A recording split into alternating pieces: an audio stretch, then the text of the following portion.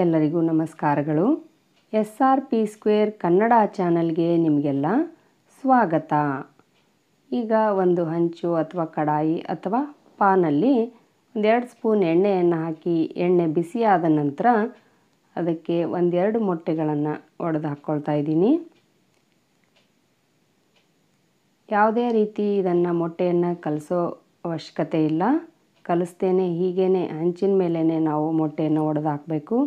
ನಂತರ ರುಚಿಗೆ ತಕ್ಕಷ್ಟು ಉಪ್ಪನ್ನು ಅದರ ಮೇಲೆ ಕೈಯಿಂದನೇ ಉದುರಿಸಬೇಕು. ನಂತರ ಧನಿಯಾ ಪೌಡ್ರ್ ಒಂದು ಸ್ವಲ್ಪ,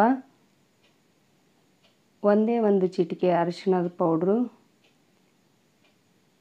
ನಂತರ ನಿಮ್ಮ ಖಾರಕ್ಕೆ ತಕ್ಕಂತೆ ಹೆಚ್ಚು ಕಡಿಮೆ ಮಾಡಿಕೊಂಡು ಖಾರದ ಪುಡಿಯನ್ನು ಸೇರಿಸ್ಕೊಳ್ಬೇಕು. ಸ್ವಲ್ಪ ಜಾಸ್ತಿ ಖಾರದ ಪುಡಿ ಇದ್ರೇ ರುಚಿ ಅನಿಸುತ್ತೆ ಈ ಆಮ್ಲೆಟ್. ನೀವು ಕೈಯಿಂದನೇ ಉದುರಿಸ್ಬೇಕು, ಸ್ಪೂನನ್ನು ಬಳಕೆ ಮಾಡಬಾರ್ದು. ಯಾಕಂದರೆ ಎಲ್ಲ ಕಡೆ ಉದುರಿಸೋದಕ್ಕೆ ಕೈಯಿಂದ ಮಾತ್ರ ಸಾಧ್ಯ ಆಗುತ್ತೆ.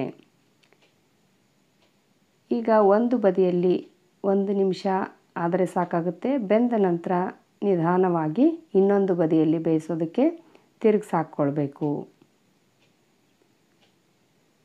ಚೆನ್ನಾಗಿ ಎರಡೂ ಬದಿಯಲ್ಲಿ ಬೇಯೋದಕ್ಕೆ ಬಿಡಬೇಕು.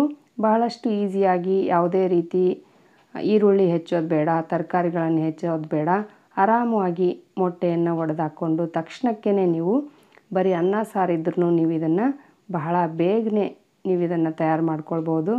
ಮೊಟ್ಟೆಯನ್ನು ಕಲಸೋ ಅವಶ್ಯಕತೆಯೂ ಇಲ್ಲ.